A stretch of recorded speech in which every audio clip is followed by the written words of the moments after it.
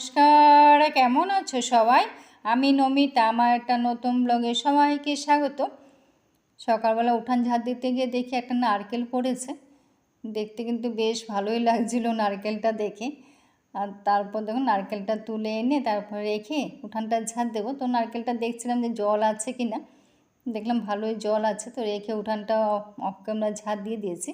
শুরুটা কিন্তু খুব ভালো, মানে সকাল থেকে শুরুটা ভালোই লাগছিল। তারপরে এমন একটা পরিস্থিতির সম্মুখীন হবো যে সেটা কিন্তু কল্পনাও করতে পারিনি। যদিও বলতে পারো, মানে শুনে বলতে পারো নিয়তির বিধান তো কিছু করার নেই, এটা কিন্তু আমরা সবাই জানি।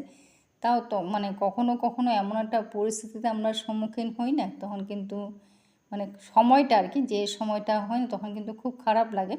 যাই হোক, পাখিগুলোকে যেহেতু জল দিই তো ওরা স্নান করে খায়, গামলাটা তো নোংরা হয়, ওটা মাঝে মধ্যে পরিষ্কার করে জল দিয়ে আবার দিয়ে দিলাম আর কি। তো দিয়ে উঠান বাড়িও ঝাড় দেওয়া হয়ে গেছে, এখন তো উঠানটা দুবেলা করে ঝাড় দিতে হচ্ছে।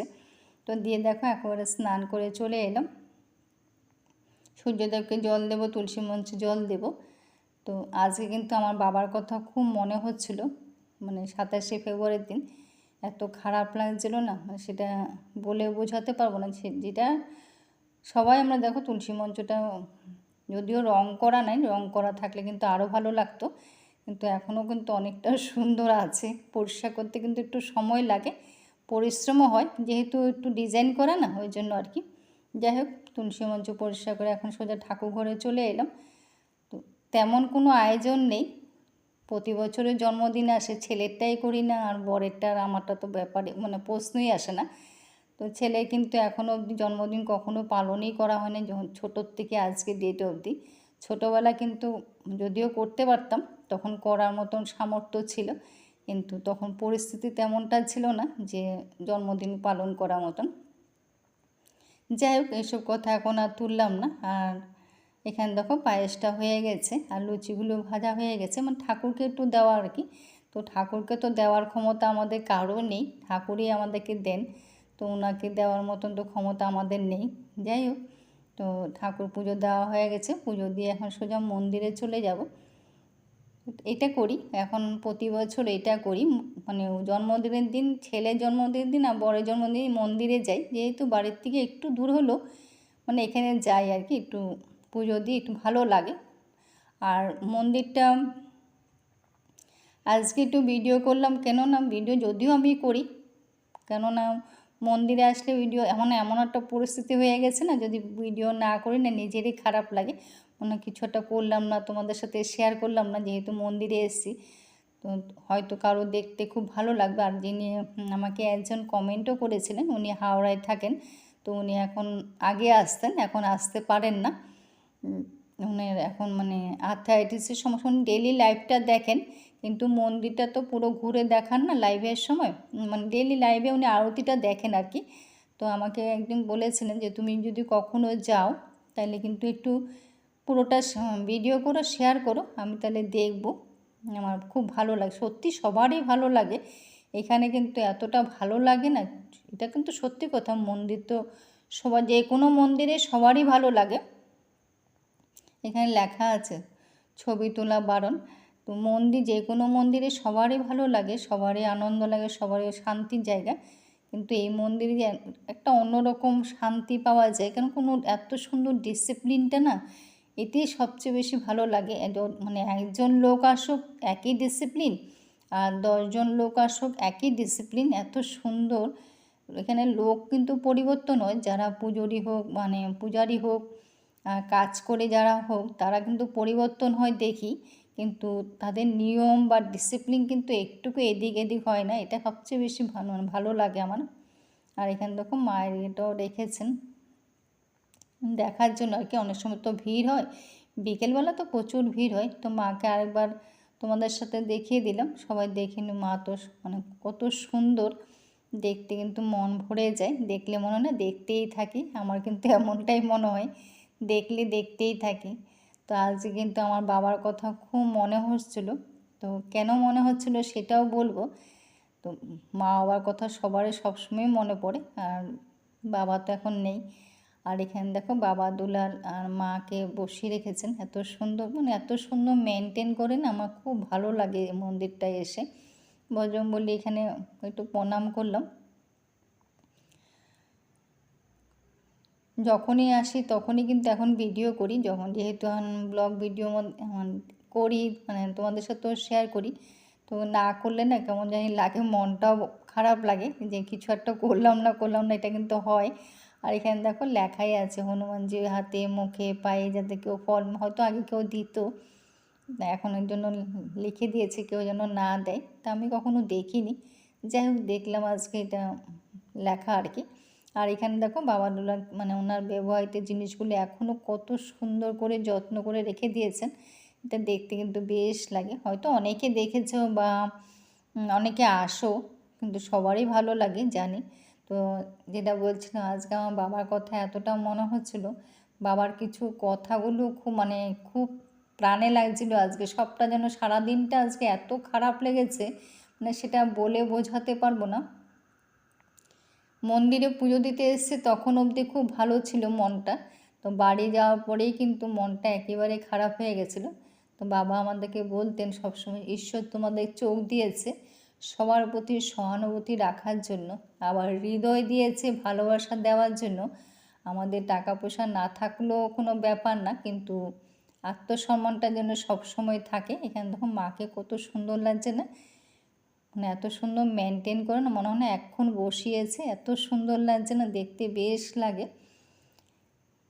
এই কথাগুলো খুব মাঝে মাঝে আমার মনে পড়ে, যদিও এগুলো মনে মধ্যে গাঁথা আছে। আর এখানে দেখো সবাইকে একটু দেখিয়ে দিলাম, যদিও একটু যখনই আসি তখনই এখন ভিডিও করা হয়। তো বাবা বলতেন, বুদ্ধি তোমার না থাকলেও হবে, তোমার মধ্যে যদি বিবেক থাকে, তোমার বেশি জ্ঞানী হওয়ার দরকার নেই, তুমি সবসময় সবার কথা ভাববে, সবাইকে পারলে কিছু দান করবে, দানের মধ্যে অনেক শান্তি পাওয়া যায়, এটার মধ্যে কখনো অহংকার বা হিংসা রেখো না। এটা আমার বাবা সবসময় বলতেন, মানে আমাদেরকে এই জিনিসগুলি শেখাতেন আর কি। এতে দেখবে তুমি সুখী হবে, তুমি কোনো দুঃখ পাবে না, মনে করবে যে তুমি বড়লোক না হলেও, বড়লোক হওয়ার চেয়েও তোমার বেশি দরকার বড় মনের মানুষ হওয়া। যখন তুমি মানুষ হয়ে পৃথিবীতে এসছো, তোমার এই মানবিকতা থাকা খুব দরকার, যে প্রত্যেকের প্রতি প্রত্যেকে ভালোবাসা রাখাটা খুব দরকার। তো দেখো কত বড় জায়গা নিয়ে মন্দিরটা, এটা কিন্তু এক এক সময় কিন্তু পা দেওয়া রাখার জায়গা থাকে না, বিশেষ কোনো দিনে। যেহেতু আজকে শুক্রবার তেমন কোনো ভিড় হয় না, অন্যান্য বারও কিন্তু শনিবার মঙ্গলবার যেমন ভিড় হয়, অন্যান্য বারে ভিড় সে তুলনায় কম হয় আর কি। আর বিশেষ কোনো দিনে কিন্তু যেমন আষাঢ় মাসে মায়ের উৎসবটা, তখন কিন্তু পা দেওয়ার জায়গাই থাকে না। আর এখানে তো বাতি লাগানোর জন্য এখানে জায়গা করা, বাবা তো এখানেই সিদ্ধি লাভ করেছেন, এখানে এই জন্য বাতি জ্বালানোর ব্যবস্থা করা আর কি। এখানে দেখো মাছগুলো ভালো করে দেখাতে পাচ্ছিলাম না, তো জুম করে দেখানোর চেষ্টা করছিলাম, তাও যেহেতু রোদ উঠে গেছে তার জন্য ভালো করে দেখা যাচ্ছিল না। অনেক মাছ আছে, তেলাপিয়া মাছই বেশি। তো মাছ দেখে এখন আমরা সোজা বাড়ি চলে যাব। এইখানে এটা তো তিনটে গেট আছে, আমরা একদিক দিয়ে ঢুকে আরেকদিক দিয়ে বেরোচ্ছি আর কি। এত সুন্দর জায়গাটা, কত সুন্দর, এত বড় জায়গা, একটা ধুলোও পাবে না, একটা নোংরাও পাবে না, এত সুন্দর রাখে। তো বেশ ভালো লাগছিলো। তো যাওয়ার পথে দেখলাম একটা বিয়ে বাড়ি, আর মন্দিরটা বাইরের থেকে দেখো কত সুন্দর। এটা কিন্তু ঢোকার পথ আর কি। তো এদিক দিয়ে ঢুকি না আমরা, সবসময় যখনই আসি তখন কিন্তু আমরা এদিক দিয়েই ঢুকি, এই যে এদিক দিয়ে ঢুকে যাই, ওই দিক দিয়ে ঢোকানোর ব্যবস্থা আছে আর কি। তো সোজা বাড়ি চলে এলাম, আর তারপরে কিন্তু কোনো ব্লগ ভিডিও করিনি, সকালের টিফিনও আমাদের ঠিকঠাক মতন করা হয়নি। তো রান্নাও করার ইচ্ছে ছিল, কিছু রান্না করব যে সেটা সে মানবিকতা ছিল না।